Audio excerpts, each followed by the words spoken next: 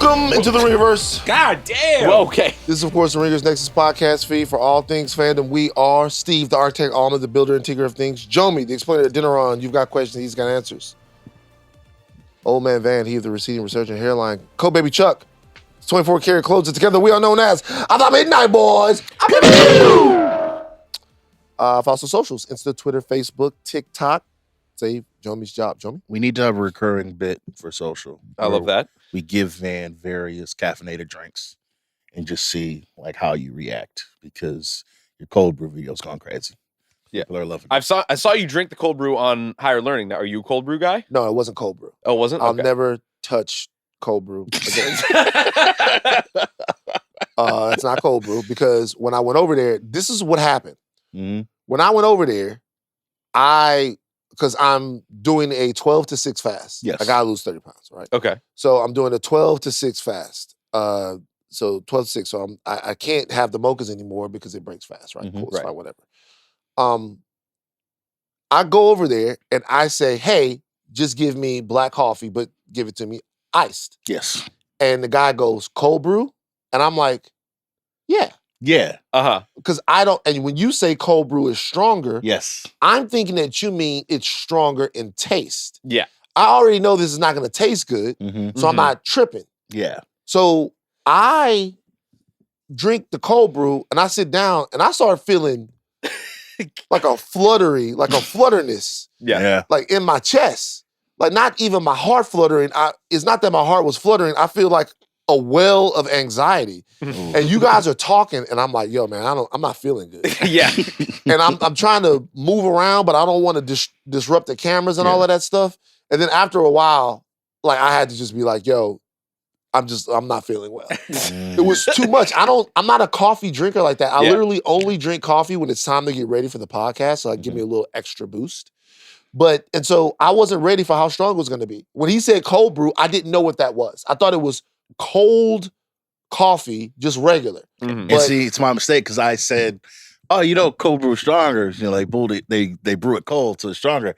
I should have said stronger in caffeine. Right. That's where I should have led you down because I'm still stuck on why do you need to lose 30 pounds?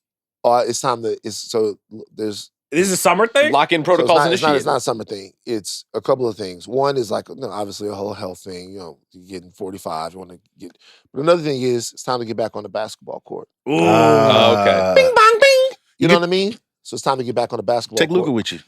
Luca, me and Luca. Yeah. Right? Me and Y'all Luka on was a doing- 12 to 6 fast, you and Luca? Because look, I gotta, it's tough getting older because you hoop against people and they think they're good, but they're not good. You're old. Okay. You know what I mean? Oh. It's like they'll hoop. Hey, Okay, what's so up? you What's gotta up? be good. They just got the 20-year-old bounce. Wow. And I'll just be like, man, I'd have been busting you suck. So now I gotta get back in shape. I gotta get back in shape. All right, we're on These were the old YouTube. days. Like, Sorry. comment, subscribe. That's what they do. Share. You can watch every Midnight Boys and House of Art episode on youtube.com/@Ringerverse and also on Spotify. Programmer my like the buddy. Fuck SeaWorld. This week, the House of R breaks down The Last of Us along with Button Mash. Also this week, Button Mash talks about Doom, the Dark Ages. So what is this? It's the newest Doom game. But it takes place in the Dark Ages? Yeah. It's like a medieval heavy metal like alternate universe where you're just the Doom Slayer and you're fighting demons with knights. And But stuff. do you have like swords and stuff? Yeah. You got a big shield that you throw around like Captain America. But you don't have like the guns and stuff that you have You in do. the other Doom. You got big guns. How do you have guns in the Dark Ages? It's Doom, man. Like you're I fighting mean, demons on Mars. yeah, you're he was- kind of just there for the vibes. He was just in hell like a couple years ago Yeah. and was on Mars. You guys ever seen Army of Darkness? Yeah, it's great. You see it, Jomi? No. Oh, it's perfect. I can't do horror. It's not, It's not really horror. Army of I've done Darkness is I've done the so first one though. fun. See, Evil Dead is actually horror. Evil Dead wasn't that bad. I could make Evil Dead. Oh, then Like, you I can could- make Army of Darkness happen. Did you watch the original Evil Dead or did you watch Evil Dead 2 or did you watch the Evil Dead remake? No, the original, like just the kids go up in the cabin, Oh, like yeah, super stuff. lo-fi shit. Stuff. Well, I mean, look, Army of Darkness is a lot easier to handle than Evil Dead if you're talking about horror stuff. It's good. Check it out. This Friday, Mid Edition returns to talk about the new Apple TV Plus show Murder Bot. Yes. The new Skarsgård vehicle. Mm-hmm. He takes the helmet off. He's supposed to be a robot, but they're like, no, actually. Well, he does have organic parts. Well, we pay for Skarsgård, I have read so the we're book. going to give you Who? Skarsgård. With Skarsgård. Alexander. Yeah, not the scary one. Not Bill. Succession. Tall, beautiful. Yes. Yes. That one. So these are the Skarsgårds. We have to make sure that we can. Bill is. Yes. They got Bill's two it. that you don't even know about. by the way. Alexander was on Succession and a bunch of other stuff. True Blood. Then Skellen. Skellen, that's the pops. Stellan, yeah. That's Luthen. Stella's Luthen and Eric Selvig. Don't forget Gustav. Fuck all that. Yeah, sure. He is an actor. Which one was one of the Skarsgårds in the fucking Viking movie? Yes. The Viking movie? That's- Yeah, the yes. Vikings. Northman. That's Yes. Gustav. That's Gustav. Yeah. He's a Wait. Oh, okay. No. The No, main guy? Yes. In Northman? In the No, Northman. from the TV show Vikings. Wait, there's one in the TV show's Viking. Who's the one from the Northman? That's Alexander. Alex. Okay. Yeah. So he's from True Blood and all that Yes. stuff. And so he was, is it Stellan or Skellen is the dad? Stellan. Stellan. The dad is a veteran actor. Yeah, Obviously yes, been yes. around for a long time. Yeah. Then Alexander comes in, and then you start to look at these guys and you start to go, man, these niggas really came through, bruh. The Skarsgårds. I gotta be real with you. Are they that's a the dynasty. white are they the white Wayans?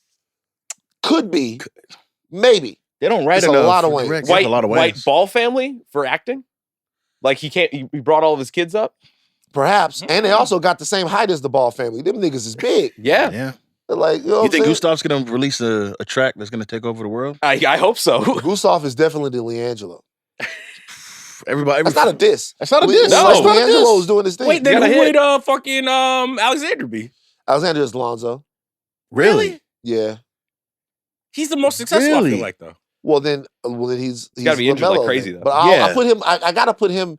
First of all, Lonzo had injuries. Lonzo was doing great. You guys. For Yeah, Yeah. we don't. Yeah. But I will still put Bill. Bill is, to me, Bill is having his moment more than Alex right now to me. That is true. He's found his lane really well. He's Bill- doing great with the Bill- horror stuff. But he's Yeah. been very typecast as a certain when you need an evil gremlin-y motherfucker. Scary dude. And he's the guy. He's the But, guy. but also though, he also was swag as shit in John Wick.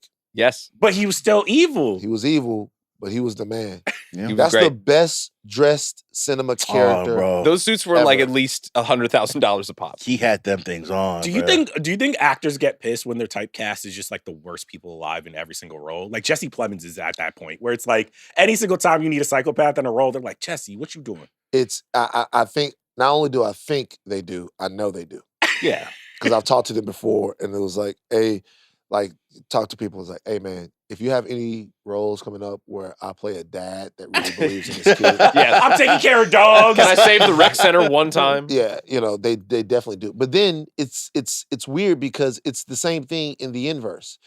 People that get cast as good guys or good characters or good lady characters too much, they then decide that they want to be in a movie where they kill 15 or 16 Yeah. people. You can never make these fuckers happy.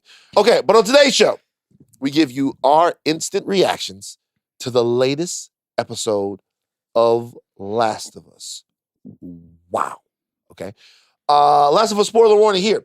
We're going to spoil everything up to this point in the game Mhm. and the show. We're not going forward with any spoilers. You don't have to worry about that. You don't have to worry about hearing about anything that happens later on in the game or whatever. I don't even know how much of the game is left, but we're not going to spoil it, okay? Steve, run the spoiler warning.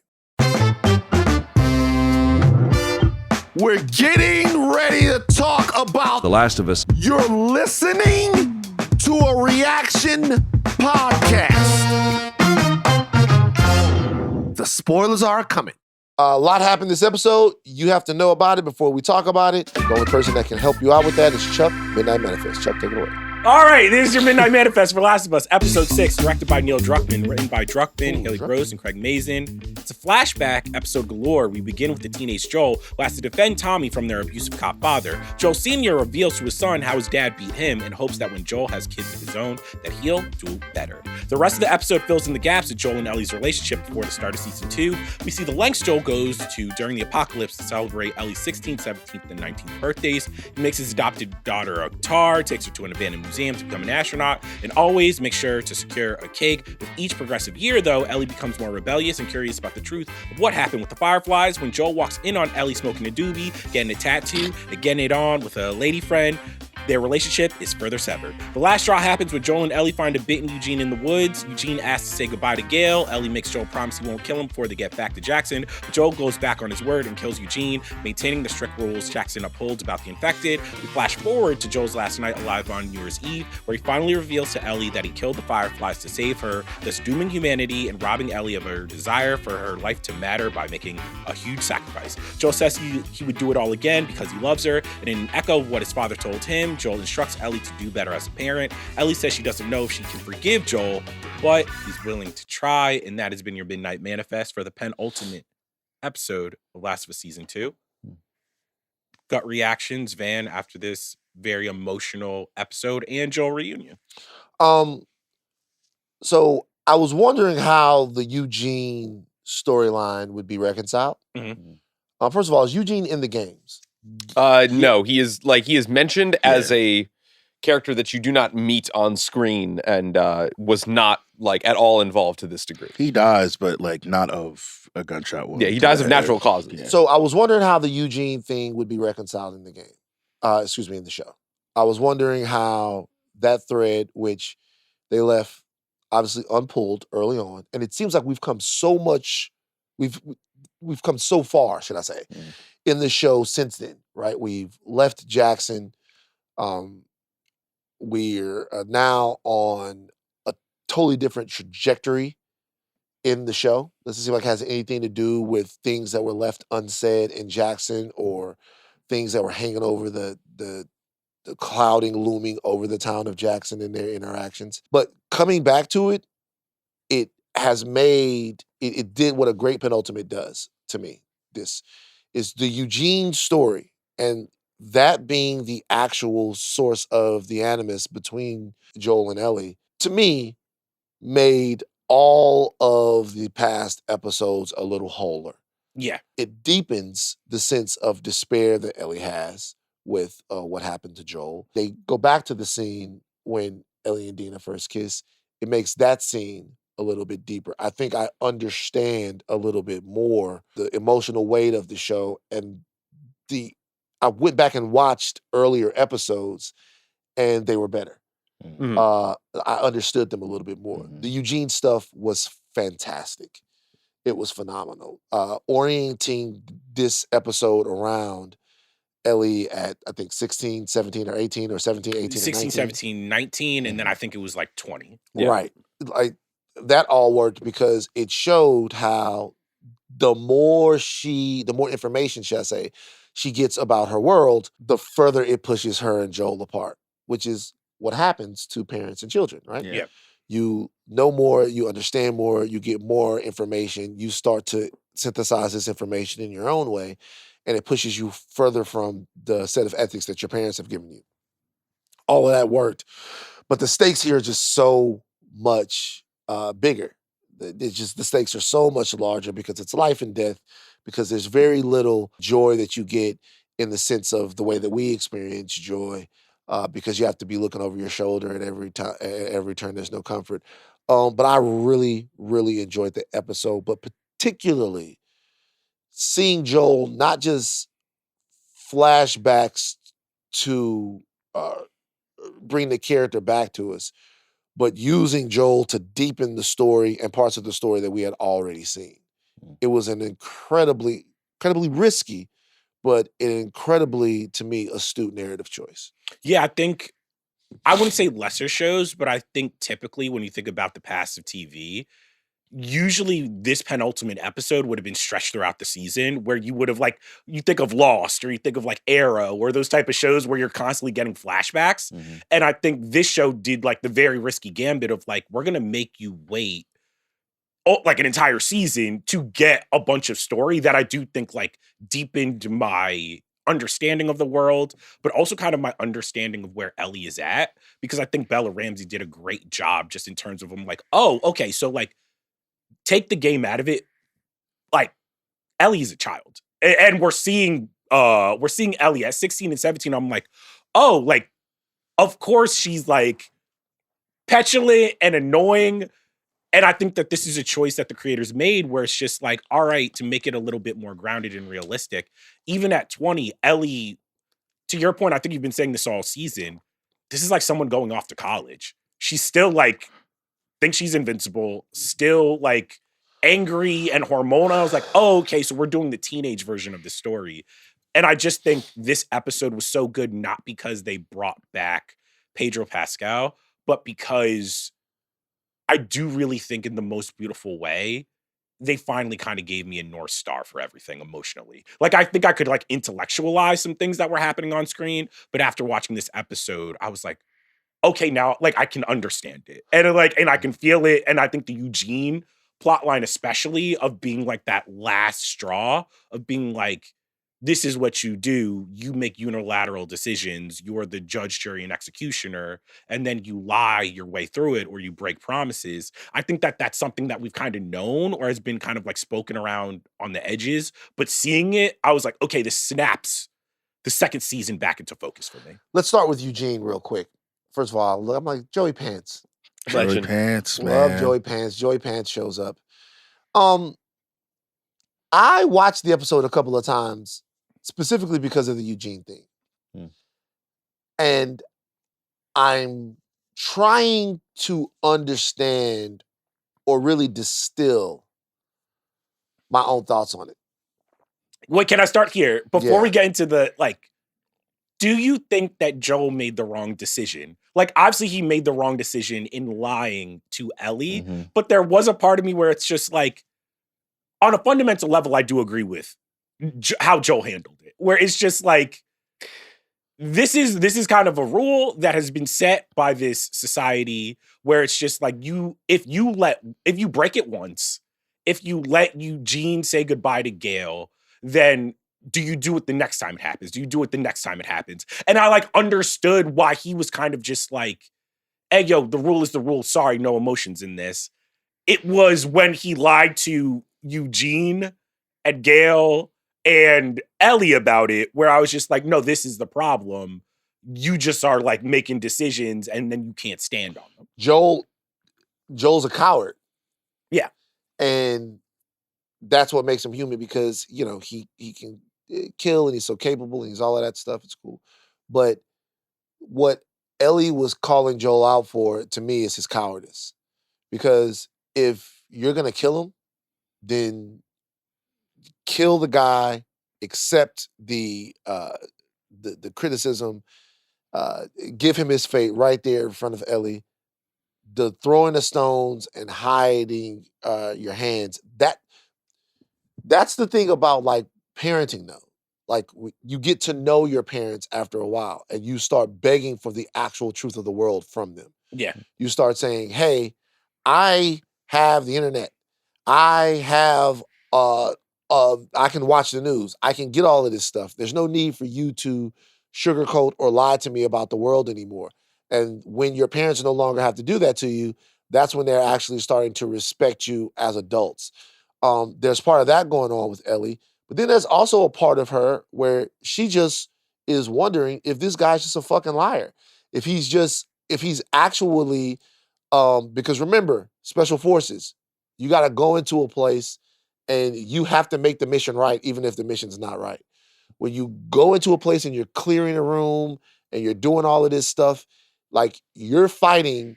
What does Avon Barksdale say, or not Avon Barksdale say? Slim Charles. If it's a lie, if it's a lie, we fight on that lie. Right? You're a soldier. So she doesn't want to be a soldier. The whole purpose of Jackson is to establish personhood. It's to establish humanity. Yeah. What do you guys got? I think you're like on the money in terms of Joel's cowardice, but I do think, to bring it back to Charles, I think he made the right call in that moment. It's like we can't bring him back. This is literally the law. This is not how we do things. And while I'm not gonna lie, I was kind of hot at Ellie for selling him at the end there. I was pissed because he had it. He had it. At the same time, take some ownership. He got bit. I shot him because the rule is we're not supposed to do that. I'm sorry. That's on me. You have to take the responsibility for that. You have to accept the consequences that you're gonna do. But then to lead him out there like Lenny from Mice and Men, and then shoot him like Put him in front of that CGI mountain. right? Like the most fakest volume I've ever seen. And like, hey man, think of your wife. Oh, you see her? Boom. You know, I thought the show did it well too. You don't hear That's a beautiful. You just see the birds go up, you know, typical Fantastic shot. Typical stuff. But ultimately, did he make the right call? Yes. Did he go about it the right way? No. I think that whether or not Joel making the right call about doing that, like that's the society's rule. Like, if anything, he could be the one that just upholds those standards because he wants that sense of community. He wants to be part of that, and he'll just stick to that. The reason that gets tricky is because the one person that he cannot duck accountability from is Ellie. And if Ellie wasn't there, he would have shot Eugene the second he saw him. Mm-hmm. It's the fact that he will try to wiggle his way around making Ellie happy while also making these unilateral decisions that, as a parent, it's like, I'm not a father, but I could see those things getting tricky where it's like, no, we don't have time. We don't have time to mess around with the fact of getting his wife, setting a precedent for anybody else that gets injured or infected or anything else like that. But he wants to make her happy because that's the one thing he lives for. It's the reason he did what he did in Salt Lake City. It's the reason that he'll do every selfish thing in the book to try to protect her and make her happy. All of the things that we see leading up to this, all these flashbacks of giving her the guitar, singing that song for her, taking her to the museum, all of the things that he could have either endangered, sacrificed, or made right or wrong to give those things to Ellie are all in the service of that idea because he misses his daughter, Sarah, because he thinks that he wants to do a little bit better than his dad, but better doesn't mean good. It's so many things that you could see on his face, and Pedro plays all of these so well that makes this probably one of the best episodes of this season. But every time he does one of these things, he robs her. Yeah. Like he's robbing her of agency. She has zero agency. Even when they're talking about, you know, what happened in Salt Lake City, she didn't get a chance to make the decision. Now, right? I don't know that that's an interesting intellectual conundrum. Because I remember back in the day, one of my driving teachers was like, she had to take driving at Christian Life Academy. You had to take it as a class. It's whatever. And it was like, you know why we teach you guys to drive at 14, 15, whatever? It's like, why? It's like, because we have to teach you to drive at 25. It would be terrifying. Mm-hmm. Like, you're young, you're strong, you don't think you're ever going to die. Like, you don't have any sense of your mortality or how long life is or what life really means. So if Ellie's making the decision at 15 or 16 about whether or not she wants to give up her life to save the entire world, it sounds very cool. It sounds like her life has purpose. But Joel looks at it from a deeper, more adultified perspective. You haven't lived enough. You haven't gone through what it's like to fall in love, to lose, to experience, to do all of this stuff. You're robbing yourself of that. You don't even know enough about the decision to make the decision. Mm-hmm. But in that, he's robbing her of agency. And she's literally telling him, stop doing that. The decision that they made about Eugene, they made it together as far as she's concerned. Yeah. Mm-hmm. Like, he was going to do something. Ellie comes in. She has a say. She has thoughts. She has a point of view. We can do this. Maybe she doesn't like the rule. Maybe she thinks this rule is stupid, whatever.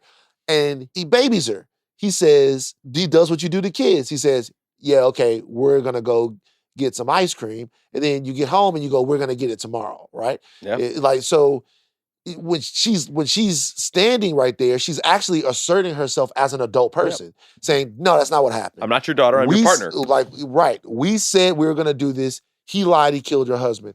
And what she did, what Joel did, he's acting selfish. She's acting selfishly because she's not even thinking about the damage that it's going to do to Joel, to Catherine O'Hara's character, to all of that stuff. Like, there's carnage there. And maybe the truth isn't better there, but the truth is the only thing she has to punish him with right then. I mean, also, I feel like part of good writing and like building these relationships is that Joel is not wrong when he keeps telling Ellie, like, yo, you need to be patient. Because everything that we've seen in this season is without Joel, you see how far and how dangerous Ellie's impatience is, whether it's putting Dina in trouble, the community at risk. And what you just brought up, I think it is such a relatable thing where it's like Catherine O'Hara is being like, that's not your daughter. Ellie's like, I'm not your daughter, I'm not your partner. And I'm like, that is something that happens even when you are like biologically related to your parents, you have grown up with them forever. That moment where it's like, okay, like, well, if you need money, if we're about to lose the house, am I your son? Or am I a partner now in this? And it's just like, in that moment, you're a partner. And then they do some shit where they're just like, no, you're like, you're still my son. Shut the fuck not the kid. Yeah. Yeah. And I think that's something interesting because like what Joel is really, what makes this show so interesting is I'm just like, those things, when there's a non-apocalypse happening, it's a little less severe. When there's the apocalypse, whether like you're equal as an adult or I'm a child, is life or death. And that's so interesting because you said that like Ellie can, I don't know if I want to call it selfish, but like it is interesting to think about what the things that Ellie needs from Joel in certain moments that would be demanding of a father-daughter relationship, other than say that partnership or just like a companionship. Yeah. That, like, not to say that lines get blurred, but like the actual precedent of setting that like, okay, well, if Joel gets her a birthday cake and takes her to a museum and she loves all of those things and accepts that as such, nobody's really wrong for liking and receiving both of those things. But when it comes time to like actually assert oneself and be like, no, that's not me, I'm not your kid, stop acting like I am, there is that hypocrisy from both sides. She being a hypocrite? She is. You know what the best idea of this is? It's, and you know, this movie doesn't get like a lot of props, so I'm gonna give it some props. Lone Wolf and Cub is a Phantom Menace. Oh boy. Okay. I'm ready. Go for it. I'm ready. Walk me through this. Yeah, go for it. Qui-Gon and Obi-Wan. So Obi-Wan is Qui-Gon's Padawan. Mm-hmm. Right. But Qui-Gon doesn't baby Obi-Wan at all. He's his apprentice, and he's his little nigga. But Obi-Wan falls off the thing. Qui-Gon doesn't turn around and go, Obi-Wan! No, Qui-Gon continues to fight Maul. I'm serious. Well, because he kind of knows that he's got it. Well, no, I'm saying, but that's kind of in these Batman, Robin, Ellie, Joel relationships. Right. That's kind of what the kid is asking for. The kid is asking for, like, Obi-Wan falls, Qui-Gon is really, it's a comedy of errors for Obi-Wan up until Qui-Gon gets fucking murdered. And then Obi-Wan and then Obi-Wan has to take it over. But like when you watch that entire movie, Qui-Gon can give a fuck less what's happening with Obi-Wan. Obi-Wan falls behind, he'll catch up. Obi-Wan's like, nah, it's a complete, and so that's what Ellie is asking for. Mm-hmm. But and that's what they're all asking for. That's what Robin was asking for from Batman. That's what Grayson was asking for. To Grayson went, you know what? Fuck you. I'll go do. I'm going to Bloodhaven. I'm going to Bloodhaven. I'll go do my own thing. That's kind of what they're asking for, but it's just hard for parents to do that, particularly parents that are parenting in a dangerous place. My father was so overbearing and he was so locked in, and he would just be like, Baton Rouge is dangerous. It's dangerous here. Like, what you want me to do? You want me to turn my back and let you go out on the streets, and you come back, and next thing you know, you got the Hawk and the Civic. You dealing, you know what I mean? But so it's dangerous. No, you're absolutely right. But I think to throw Joel some bail, I think at least the biggest moment in the episode for me was when they're having that conversation on the porch, and he tells her the truth to the best of his ability. And then he's looking at her and he's like, with tears in his eyes, he's like, if I had a chance to do it all again, I would do it again because I love you, right? And who among us, right, wouldn't put ourselves in danger to save the one person despite everything? Depends. It depends. Sure. But that was his. But he just lays his calculus bare. That would be a tough decision for me. Like it. If you, so I'm not gonna like the one person in your life who you cannot lose, right? And there's a chance that they may or may not. They have to die, but they may or may not save the rest of the world. And he just lost his daughter, less than a year ago? Are you gonna you thinking about it? You're like, this is a tough decision. I don't think it's less than a year ago. Wait, didn't he? When? How long did it take them in the original game to get to the Fireflies?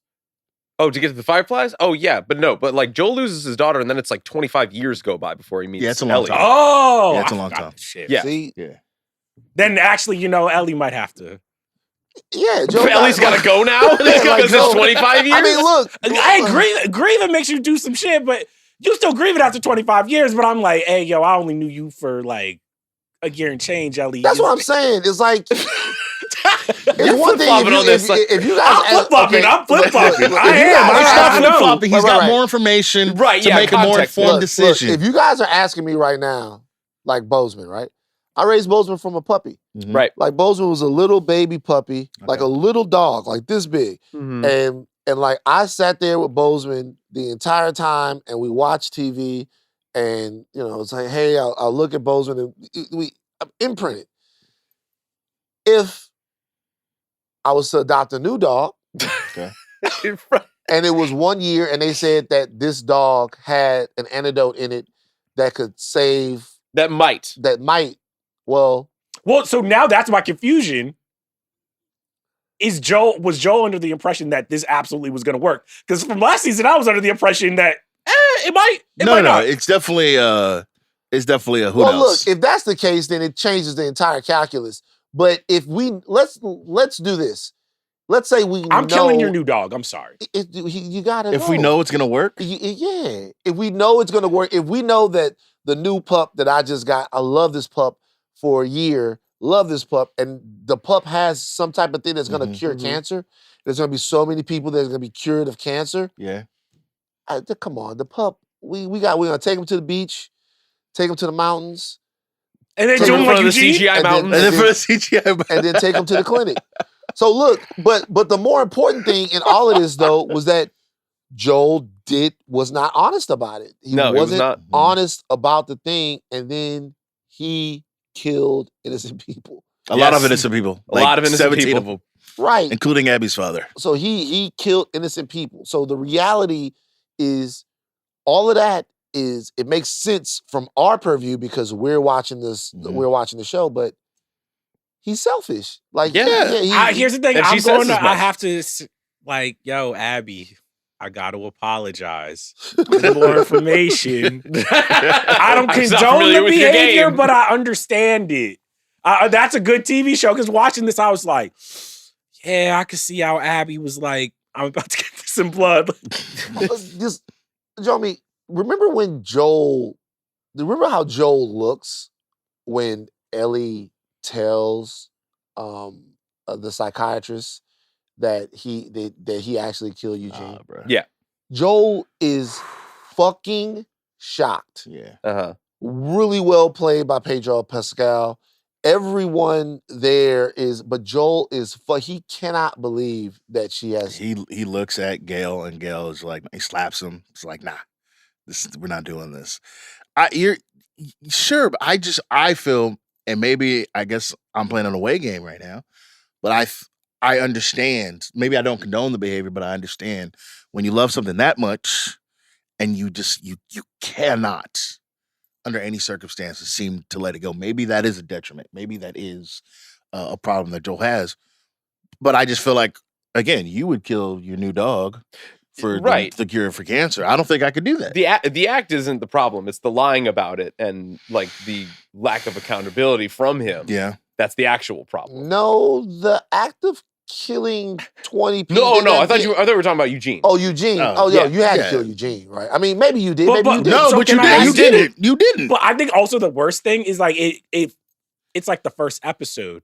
The thing that to me makes Joel an actual coward is that when he's talking to Gail during that session, he's basically like, but I'm a good person. And I'm just like, oh, that's the thing.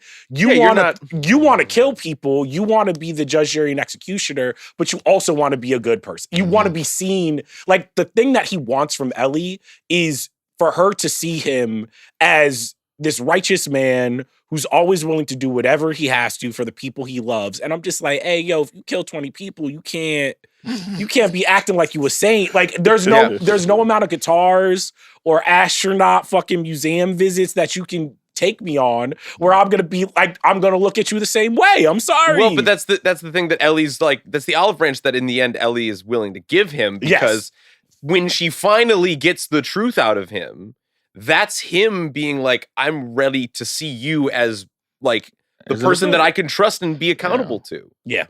And that's the only thing that gets them across that bridge. That's when the next morning Ellie's like, we're going to work it out. We're going to find a way. It's me and Joel, man. We figured it out, yeah. When Ellie is talking to Nora, the doctor lady, the black lady that was tortured on the show, torturing black women. When she's talking to her and she lets her know that she knows. Yeah. I was so hoping that we would get the moment that Joel told her. Right. I was so hoping, and I wasn't sure that we were going to get it because the show had moved so far away from the Joel and Ellie stuff that I didn't know if it could come back to it because we're in such a precarious place in Seattle right now. When episodes take a breather like this and give us like prior information, kind of supplemental information, it's a mixed bag. How did you guys feel about not advancing the story of the Seraphites, the WLF, Ellie and Dina, and now Tommy and Jesse in Seattle? I felt fine with it. I will say that I think the back half of this episode was so compelling and was so just like I loved it so much. I do think like maybe like the teenage Ellie stuff was a little bit like, I was like, all right, where are we going? Where are we going? And I was always like, it was a flashback. I'm like, oh, we're getting the Eugene stuff. Oh, it's a slow episode until Eugene shows up. Yeah, because also like the gamer, like everybody who had played the game, like I had watched the original scene between Joel and Ellie, that last conversation. And I think everybody, like the game community was the last conversation, what happens in that conversation that you saw? When when Joel and Ellie are like in the house and she's like, isn't there like a scene in the game? People are like, where was the scene? Oh, when he confesses that there weren't more immune people, that there wasn't going to be anybody else. It was just you. Okay, yeah. And then I feel like a lot of the gamers who had played part 2 were just like, why didn't we get to see that sooner? Because we get that shot of like Ellie walking past Joel in the previous episode. We don't realize that she comes back. Yeah. Right. And I actually think that it was a genius move to put it so late in the season, just for the fact of I'm just like, oh, it worked. I'm just like, if we got it, I think if we got it a little sooner, it would have made some of the stuff that Ellie does even harder to swallow for me. Yeah, really. It's such a, like, I keep finding myself having somebody that played the game and then now watching this. It's very hard to see okay, you see all these elements in a 35-hour story experience that is The Last of Us Part 2, and you got to find things to cherry pick and like put somewhere and recontextualize and make these moments count in a 60-minute episode of television when you only have 9. And condensing all of these flashbacks with Joel that are interspersed throughout the game and making them one episode, and like having the episode or the moment where he gives her the guitar and sings her that song in a moment with her birthday, and then like immediately switching to having this moment with Eugene to basically like push all of that accountability forward to when Joel is confessing and he's not even actually saying it. No. Ellie's just like dragging it out of him.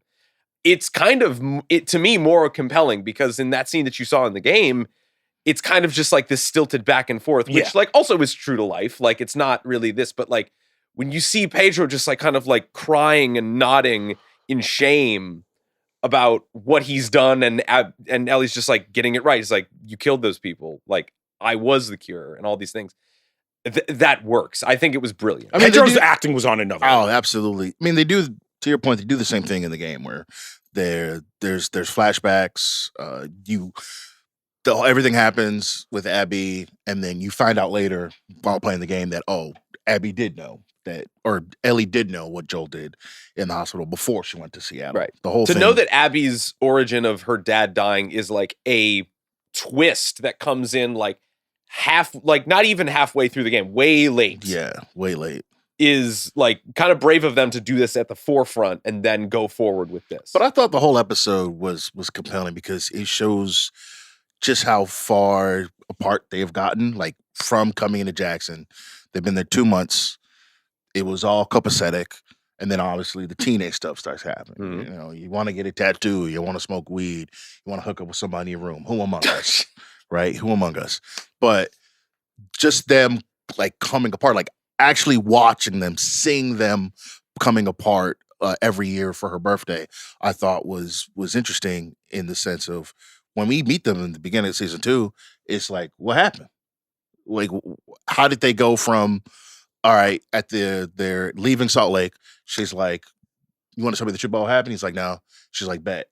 And then how many years later, 5 years later, now they're like basically like completely two separate people, like basically ops at that point. Well, Right. it had to go. I'm saying it had to go somewhere because what I was starting to wonder is where is it going?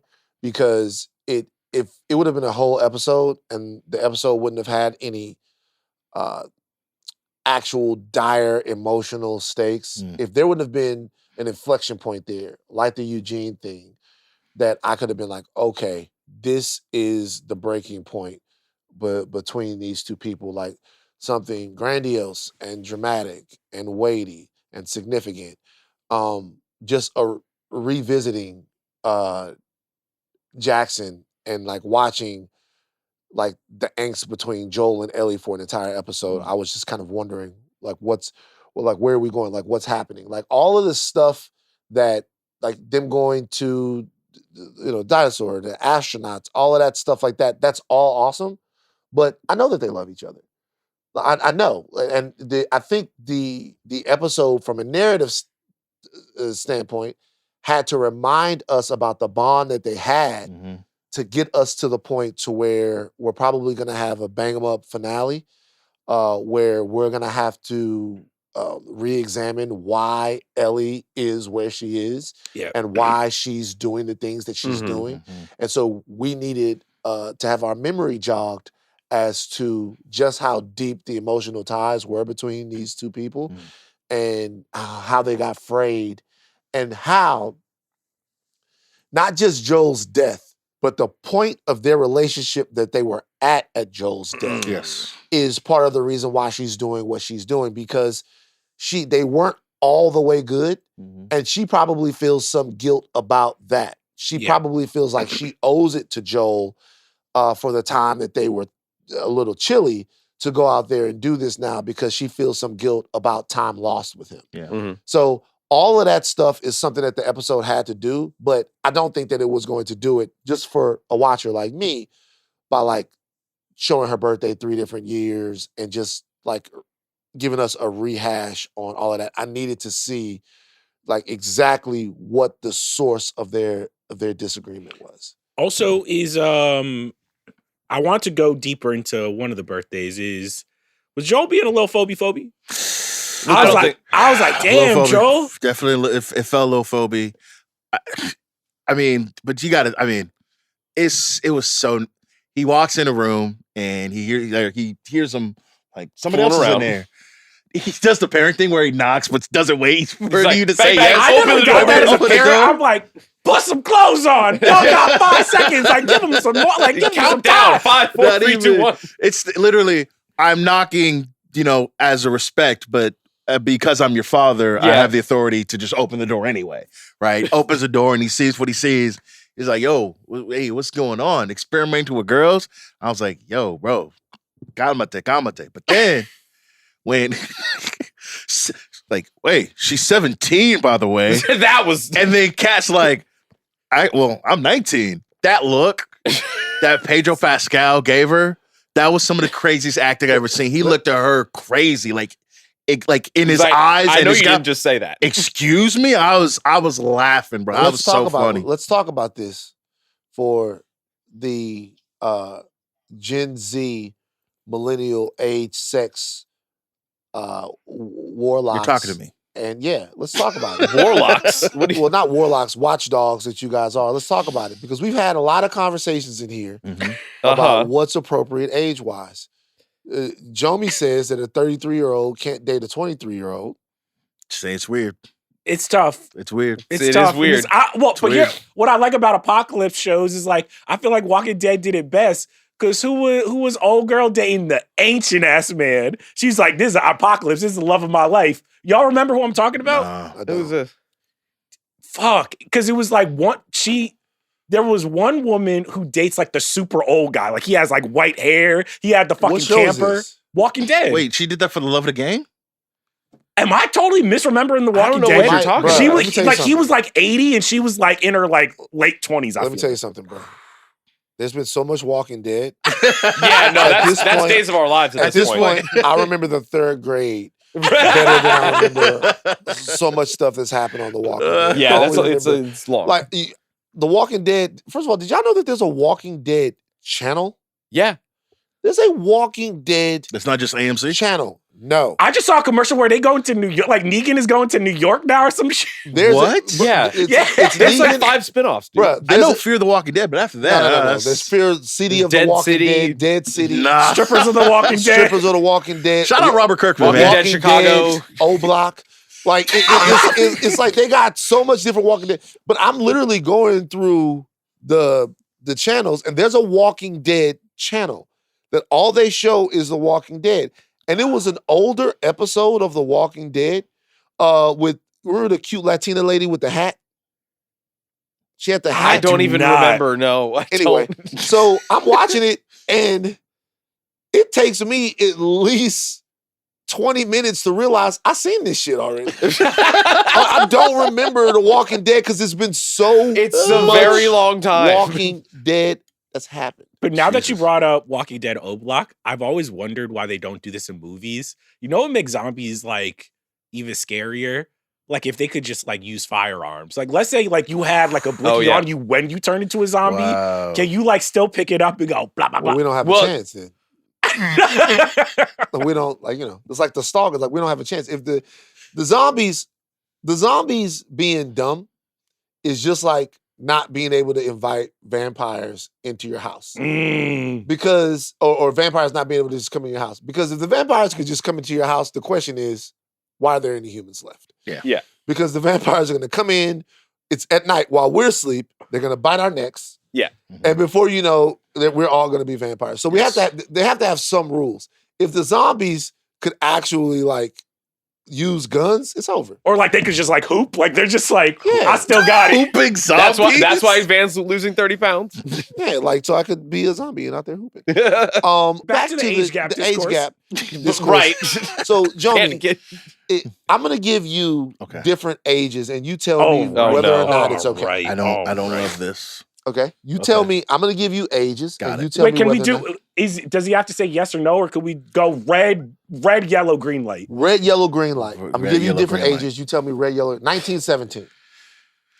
Yellow light. Depends on if they met in high school or not. Right. So 1917. If you started dating when you were 17 and he was 15, Yellow Yellow light. 1917. Yellow light. yellow light. Okay. 1816.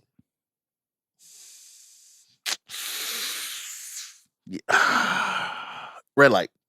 Red light. Red light. 2118. You can go to the club and they can't. Red light. Okay. Good answer. 2319. Red light. Red light. 2319. So here's the red thing. light. Hold on, wait Oh, a this is second. where I'm getting confused. Wait. All these ages are you guys were either in high school together or on in college. college Wait, together. hold on, wait. I don't want to get off the. I just want to make sure. So 2319. Just fucking do the thing. Okay. So I understand if you're both in college, you'd have to like if you're both in college, I could see where a 19-year-old and a 23-year-old will be in the same like general area. That's a freshman, sophomore dating what? That's a freshman dating like a senior, somebody who's graduating. Yeah. It does not happen in college all the time. Sure. I don't know. I I would. Okay, we got to continue. We gotta keep- Right. We gotta keep going. Yeah. So I can see it, but 21, 27. nah. That's a red light. 21, 27, red light. I don't like it. I Okay. don't like it. 22, 30. I don't like it. I don't know, man. I was 22, man. I don't trust 22 years I think old. that's fine. Nah, I think That's a I wouldn't do I it. think but- once you get to like 25, 26, even like 24, go with God. go with God. Yeah, Okay. right. Okay. This is why y'all motherfuckers are lonely, bro. There's so many rules. I swear to Yo, God, that's I'm the like- facts, though. I'm like, It's I'm not- like, this is what? not Let me it. ask you a question. Okay, 25, 45. Go for it. 25, 45. I don't like it. So once I you don't like wait, it. wait, hold on. I don't like it, but Wait. based wait, on wait, based wait. on what I don't like it, but based on what I just said, year-old, what I said, you're queasy about that, but a 20. I am queasy about that too. But based on what I just said, Yeah. This is Okay, insane. okay, I okay. don't love Wait, that. Okay, so that's listen. weird. So listen. But at that point, hey, So listen. A 19-year-old can't date a 17-year-old to you. So a 19-year-old. not if they're Can't date a 19 and 23-year-old. you meet them when they're 17. Okay. What do you mean? Again, this whole bit Right. is that There's no scene bit. in Transformers Age of Extinction when the guy he's like when Mark Wahlberg has his daughter and the guy she's dating Oh yeah. and he's like Yeah. you're dating my daughter, she's 17, and he pulls out the card and it's like, well, actually we were Yeah, dating right. in high school, so we're protected by the Romeo What and a Juliet laws. weird. And he ass- just pulls it out of his wallet. Crazy. crazy. They could have just, made them the right ages, right? Could have made her 18 and made him like 20, and that'd have been There's fine. that- So, There's but, so bit wait, on- but 18 to 20 is okay. Yeah, yes. I think the 23, 19 thing, like for me, is like wherever they hang out. But to your point, in college, they would be in the same school, so that makes sense. That I completely understand. I think a lot of this is arbitrary. Everybody follow the rules, like follow the laws, Follow the whatever. rules. But like a 23-year-old dating a 19-year-old is not weird. Yeah. Like it's not weird at all. It's not weird at all. But in my head, I'm thinking like, where do these people meet? At my age right now, you don't meet people in school no more. That's right. Because the important thing here is context. It's context. It's all context. So to your point, if they are in school together, that completely makes sense. Wait, what I if am they meet for at, that. I What don't if they- know, like what the if- local library? What if they meet at They the meet gym? in the library, it's fine. What if they meet at the gym? The gym at school? No, wait. The gym. What if they meet at Equinox? What if they meet at the gym? the library at school. The library, look, like I Wait, think are that's people fine. going to kill us, Van, for being like, I don't think it's weird for a 23-year-old woman or man to meet a 19 or I'm- 20-year-old look, out there and I just simply like, wouldn't walk into that Look, minefield. first of all, you can't ask me this question. I'll tell you why. I'm not from the best era on this. Yeah, no, you're not. You're okay, not. so I'm not from the best era on this, so you can't ask me this question. The girls in my high school was dating guys in college, right?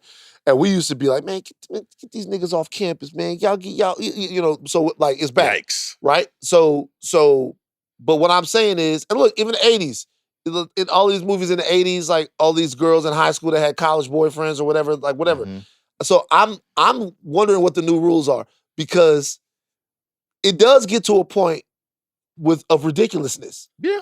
Like, particularly once people are all grown. Like, if you tell me that look, if somebody's 22 and they're dating like a 42-year-old person, I'm like, oh, come on, man. Because it's more embarrassing, right? It's more like, what are you doing? You know what I mean? Like, what the fuck is going on? Either way, it's like more embarrassing. But at the same time, everybody is grown. And either you're an adult or you're not an adult. So I think it's So- not weird. I'll put it to you this way.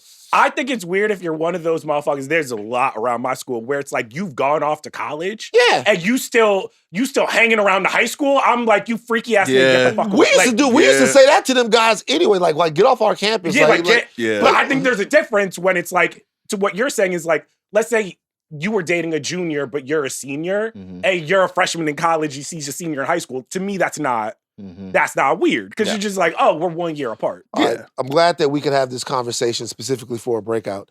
No, bitch, no. let's get We rubbing cannot out. write We this about to break. We breaking that out. No.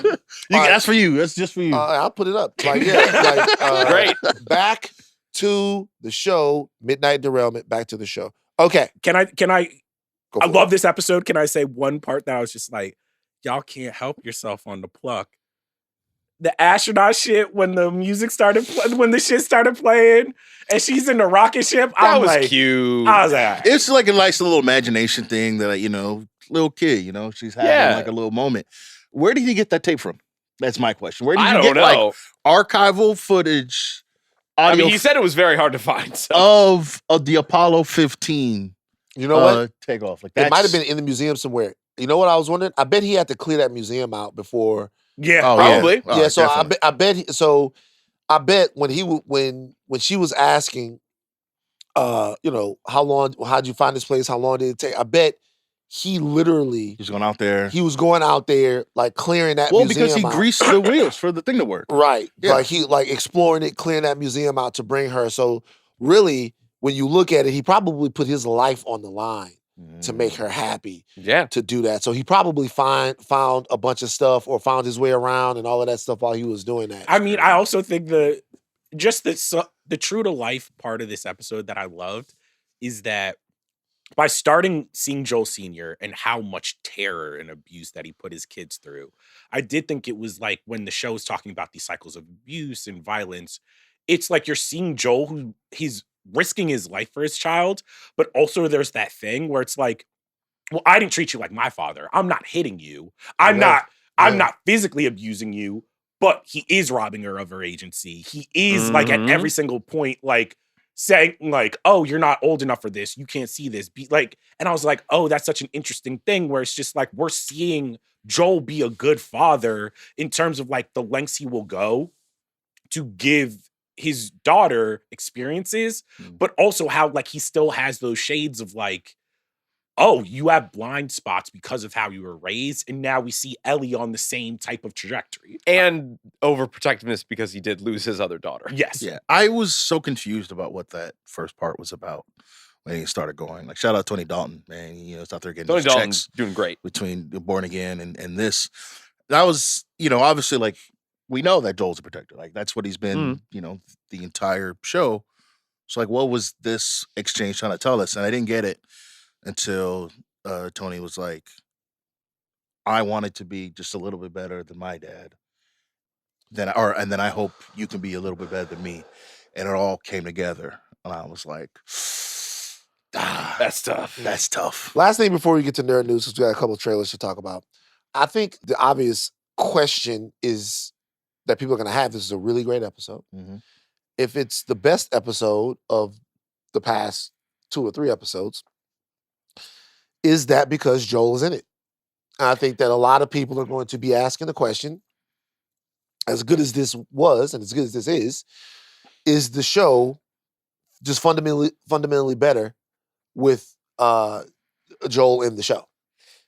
I mean, I think if I'm going to be honest, yes, but also I think it might have been a mistake separating this season into season 2 and season 3, because I think emotionally for me, I think if I knew that we were going to see one season of this revenge mission and maybe in the book market within the middle, we're going to kind of get this very emotional episode to kind of like take us through the rest of the season, I think I would have been a little bit more on board.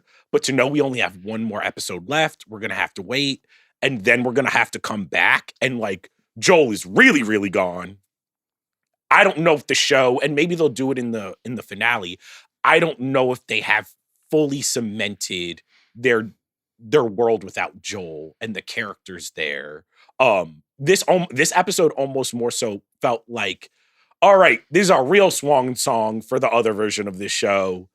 Season 3 and onward, we're going. I mean, it's like asking, like, are the Warriors better, with Steph, or are the Celtics better with Tatum? Like, yeah, obviously, right? But I think that, with Jimmy and Jaylen Brown being Ellie, like, yeah, you can, win a couple games, right? Like, it's not gonna, it's gonna look. Well, you're not the asking to win same. a couple games. You're asking for the show to go on as a show without them right? Which you're asking a lot, is what I'm saying. Yeah. You're asking a lot, and so, like, in theory, they should be able to do that, but it's a little difficult when you have somebody with so much talent and so much star power, and it's just, I don't want to, not out acting, because that's not fair. I think Bella Ramsey, they're doing a great job, but it's just like, like a singular force. See, interesting. I don't think it's the actor.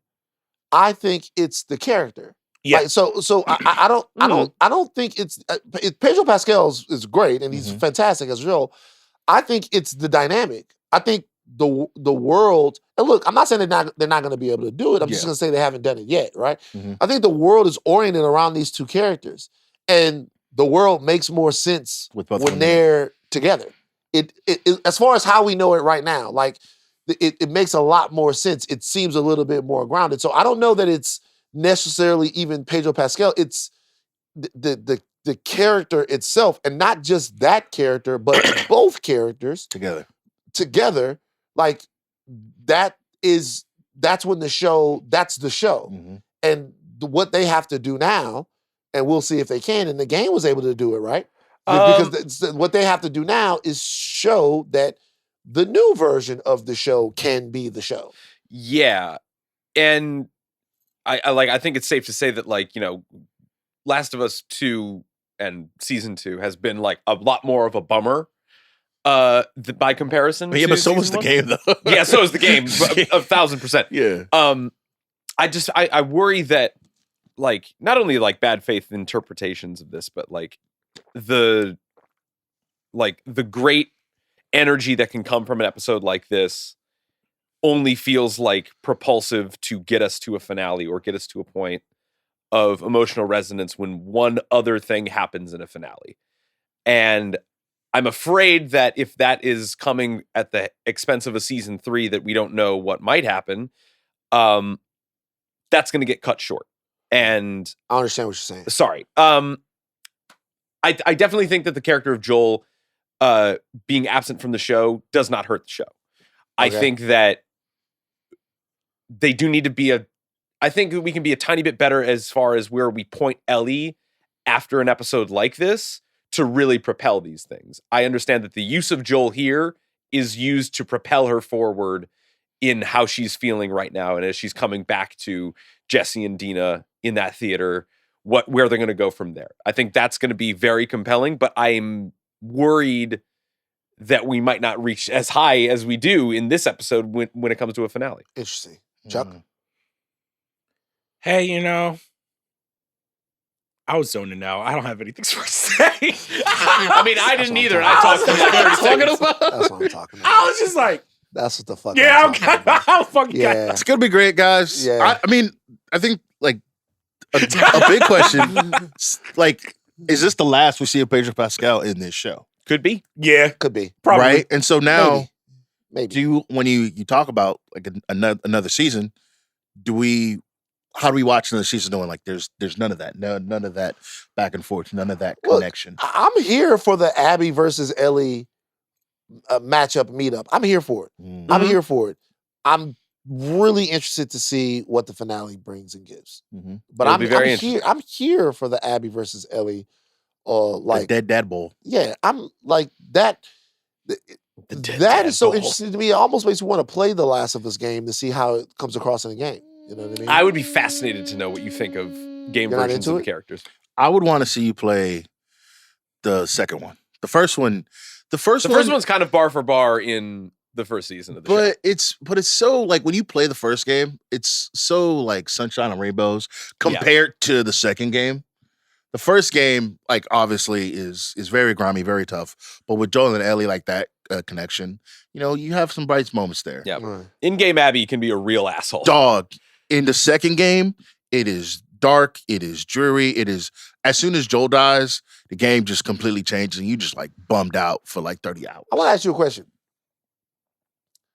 When he dies in the game, were y'all like, what the fuck is happening? Yeah. Definitely. Yeah. And that came out during COVID, and we had nothing to do but talk and scream mad about how it. they killed Joel. But be upset about it. It was crazy. Grim. It was good. Great time to be online. Nerd news. All right, but before we get to nerd news, we're going to take a quick commercial break, and then when we get back, we're going to talk about 2 superhero trailers that dropped this week.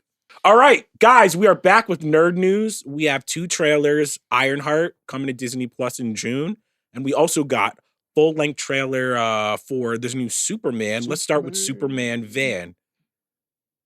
I feel like we got to see a lot of the world. We got to see Guy Gardner, Hawk Girl, more of crypto. What's the state of your Superman enthusiasm?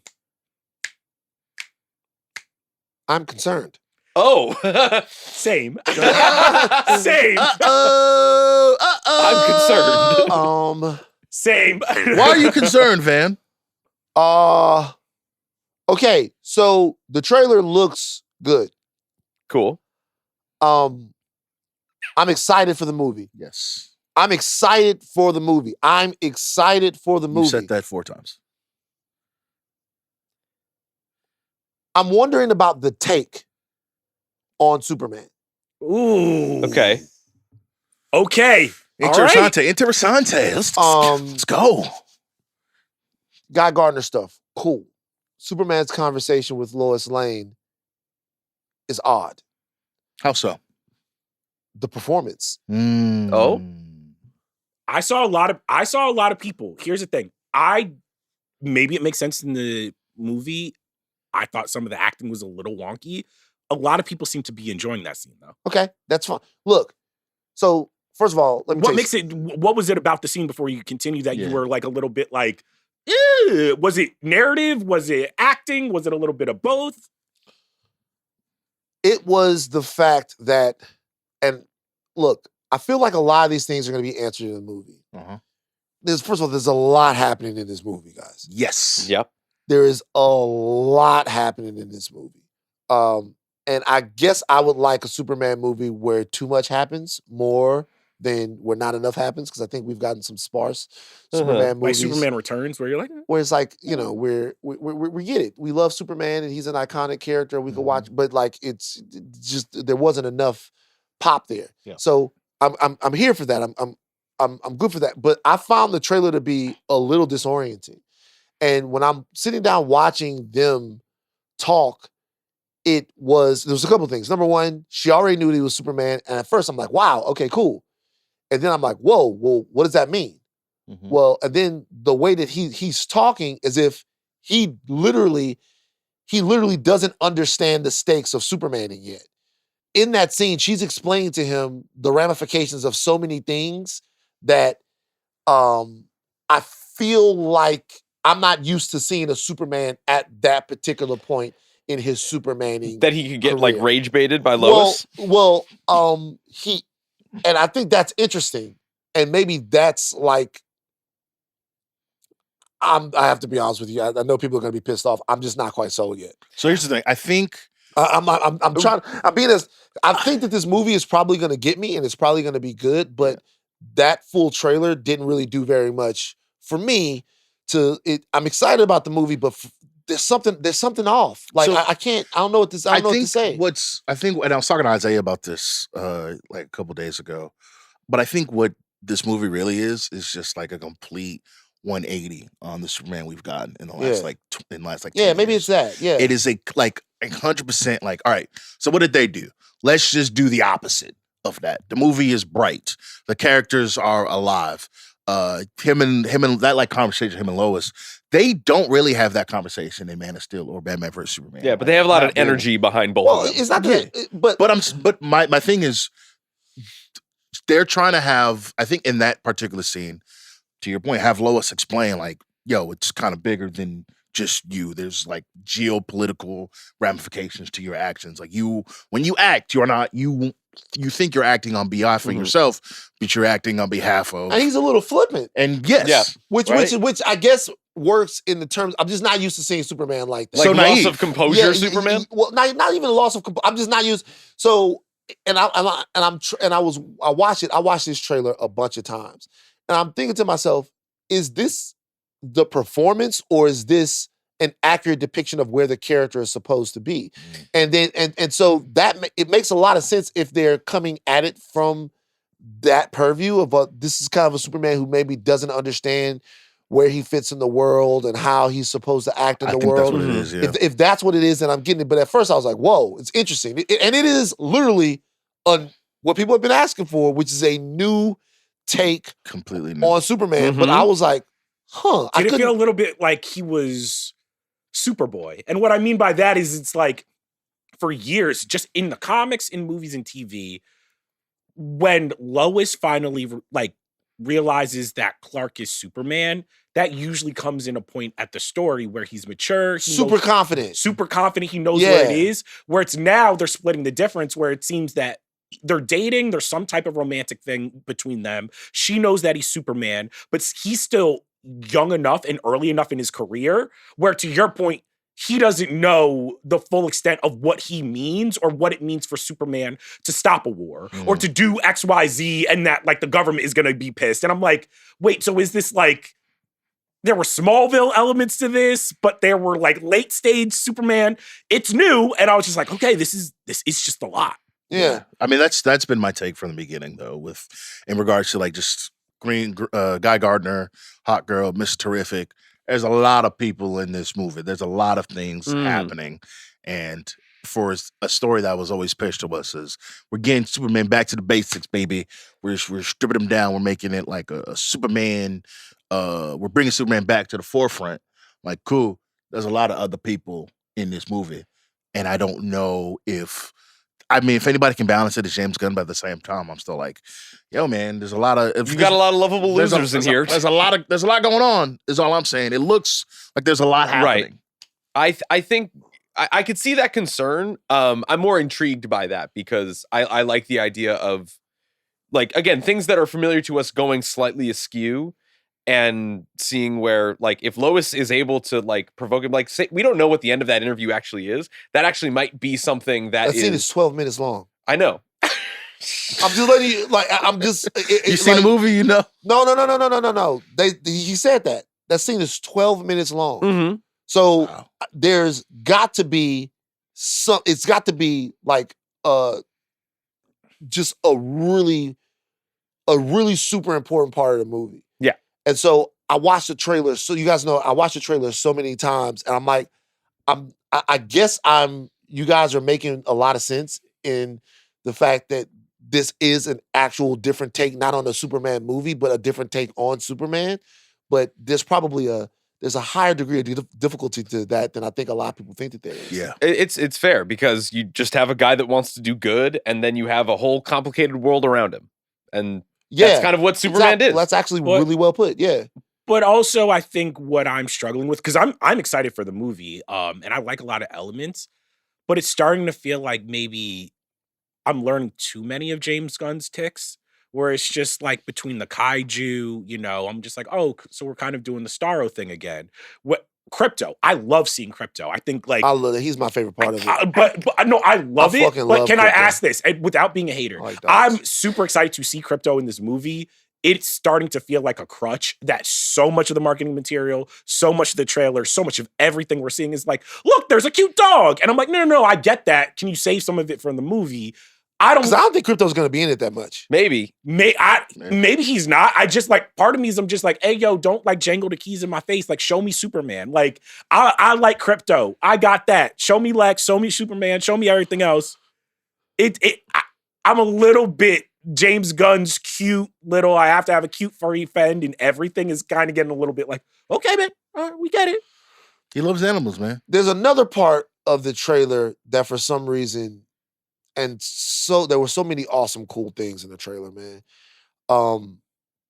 I loved seeing Rick Flag. I think I understand Rick Flag Sr. I think I understand the stakes of the movie. When I say Rick Flag Sr., I mean, like, he represents the human overlords to Superman and, like, all the stuff that's trying to happen. Ultraman and Guy Gardner was super cool. There's a lot of cool stuff to see in the movie. A lot of cool shit. Mr. Terrific. Mr. Terrific. Shout out to Eddie. But, like, there was one thing. Superman, at some point, Cornsweat goes, hey, buddy, eyes up here. And then he flies up, and I'm like, I don't think I got it. Really? I liked that I part. like that a lot. I really, really dug that.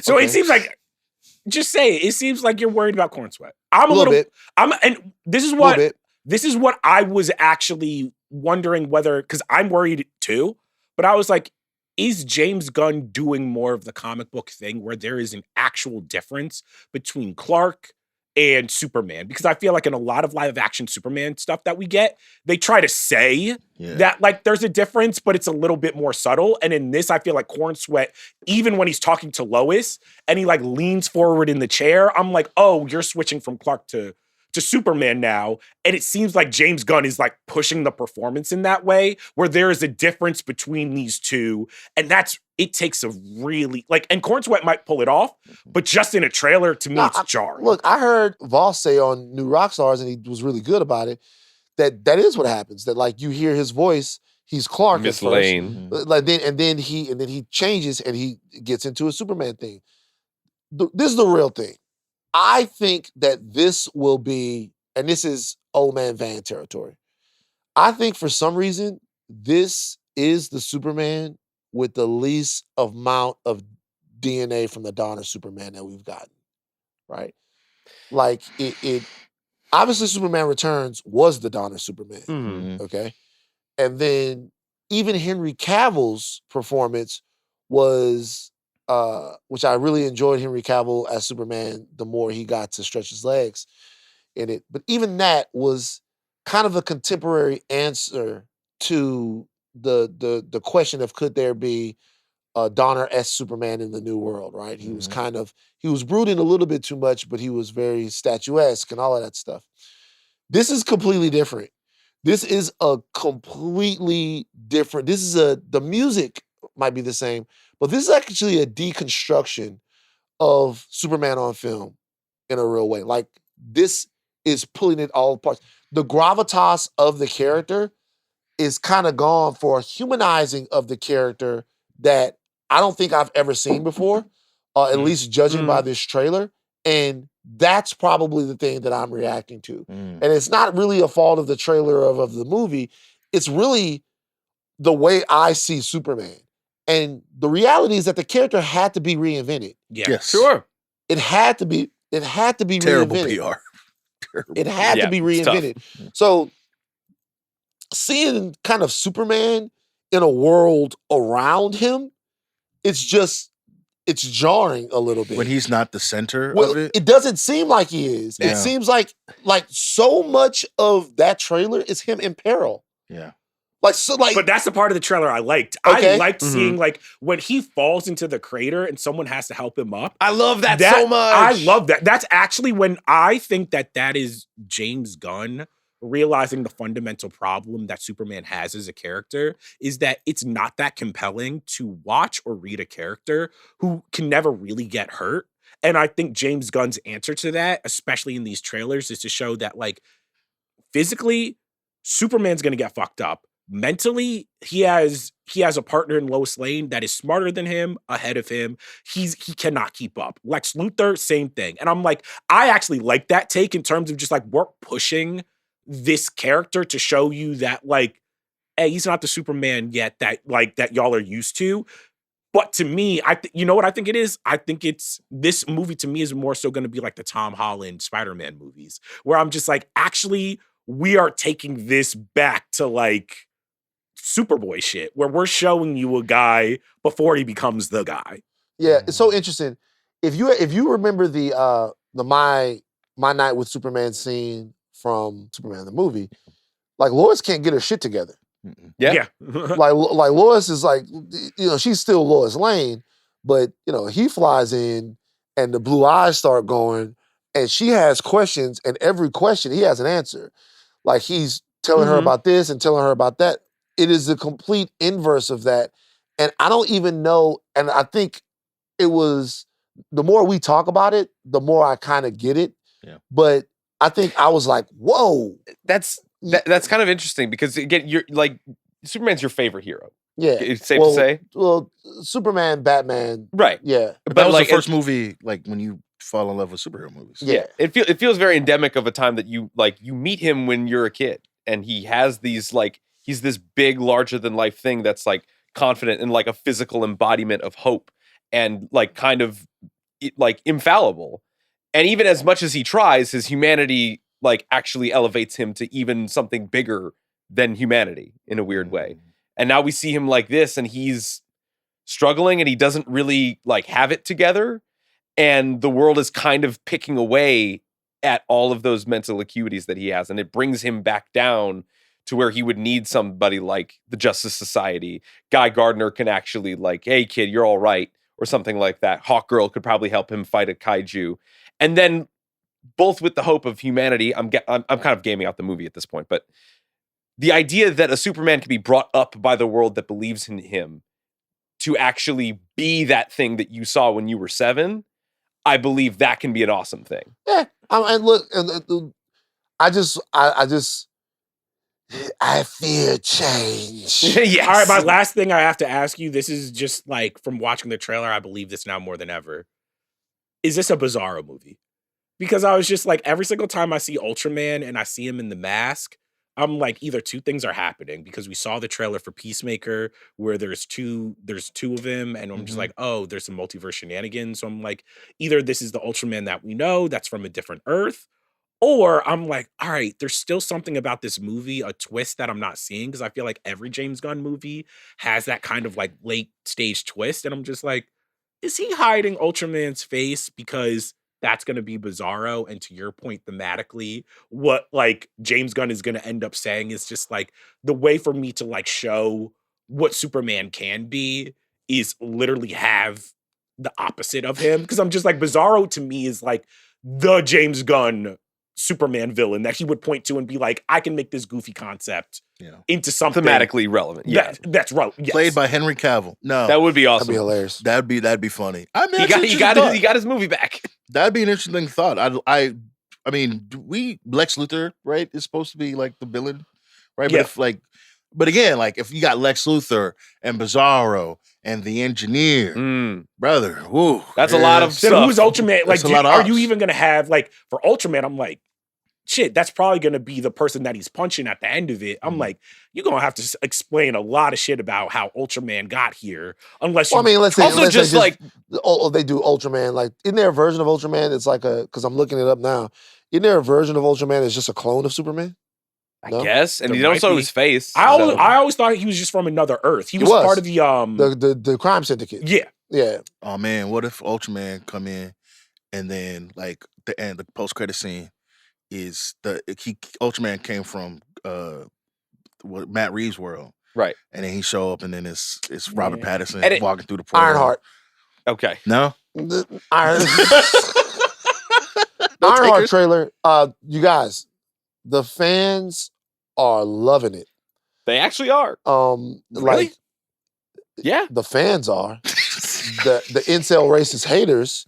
Oh, You yeah. have to. The fans Make are. that- The make incel that call. racist haters are not. We got the Ironheart trailer. Marvel said that the hood is back, or Marvel. Welcome to the hood. Welcome to the hood. It's crazy. I don't. You fucking with us, Marvel. Forget about, before we get into a narrative about how people are responding to the trailer, what do we think about the Ironheart trailer? I was honestly impressed about how it looks. It looks good. It looks really good. I am a fan of, obviously, Iron Man. It was my favorite MCU character. And it's been a minute since we had like the hefty suit weight, like the clink noise. Like I'm in the sick helmet. of nano machines. You know? I'm sick of nano suit up. And so to just like feel it, you can feel it in the trailer that the suit has some weight, has some heft to it. It's like a throwback to the old Iron Man, which I thought was very nice. I want to see how it all comes together ultimately, right? But I think for a trailer, like again, the first time we're actually seeing this, I think the concept is cool too. Like knowing that Riri did her thing in Wakanda Forever, and that she's kind of just back to square one. It's kind of like a video game, right? And then you kind of just like, damn, I had all of this shit, and now I just got to build little rinky-dink suits in my basement, and maybe I rob banks to fund my. All right, well, it's kind of crazy now you think about it, because they let Bucky get the vibranium arm, you know what I'm saying? Right. But Riri had to leave the Wakandan suit in Wakanda. Bucky did stay, and he did like he worked in Wakanda for a while. But Riri is black. Okay, well, so you know, what I'm saying? Honestly, by the rules that they had established before, they should have let her keep it. Exactly. That's my thing. But by Bucky's rules? No. Not by Bucky's rules. By the rules that they were gonna start being nicer than niggas that's not Wakandan. Right. They should have let Riri keep the suit. Yeah. But they took it back. What if like T'Challa was just like, hey yo, I could help Oakland, but Chicago. That's a bridge too far. You know what I mean? He's like, I've seen what y'all be doing This at is like a O-Block. I'm nuclear weapon, good. though. Like, this is like a massive. We can't. I just had a thought. What? Is this an inside thought or an outside thought? Is it because the Pope is from Chicago, so we can't diss Nah, I Chicago just no had more? a thought, what if Riri GD though? Because hold on, here's the thing though.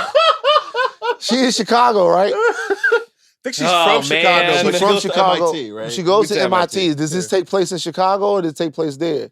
I think it takes place. That's why the Wakandans didn't give her the suit, bruh. Wow. Because the Wakandans don't know whether or not she's GD or BD. Wow. Riri I had feel a whole, like they could find that out, but Riri had a whole South Side on lock. It's a joke, guys. First of all, they got Can you imagine though? Riri was chilling with the Wakandans. Shuri like passes a room. She just here. That's that shit I don't That's like. that- she's like to everybody. She's like, Riri and that bitch. take the soup back. Riri and that bitch. Riri got the Harold's Chief chicken. Keef ain't about nothing. Chief Keef made it. She's like, where's my soup? Can I keep my soup? Oh, that's crazy. That's what she listening to. She listening to that Love Sosa. yeah. Like, hey, Chief Keef, Chief Keef, like, hey, little Reese in there. Reese Rose. Hey, come on, Say man. one more. Hey, no, Chief Keef, I'm fucking beat his head. That's how we Chief feel Keef about is- Ironheart. That's how we feel about Ironheart. Ironheart ain't Riri about out this. here. Ironheart ain't about Riri that. all straight fucking with, I'm fucking straight beating your ass. You know she be hanging with Shuri and them.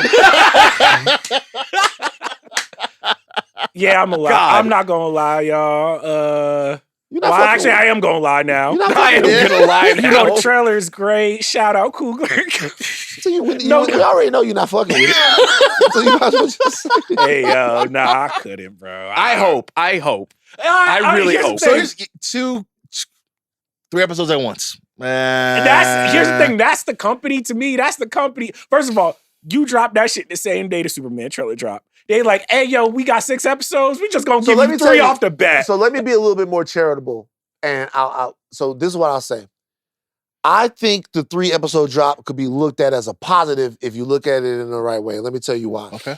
Because I think that the 3-episode drop could mean that there is a part of the story that they want in the first batch that they really want to hook people Yeah. on before you move on. That Mhm. there's that, for example, me and Chris Ryan were talking about Andor, right? And Andor, you could look at the fact that maybe we could have gotten Andor for a longer period of time if they wouldn't have done the batch drops that they did. Mhm. However, you could also make the argument that there might have been a couple of episodes of Andor that out of the actual structure of the 3-episode drop that we might have been not so high on.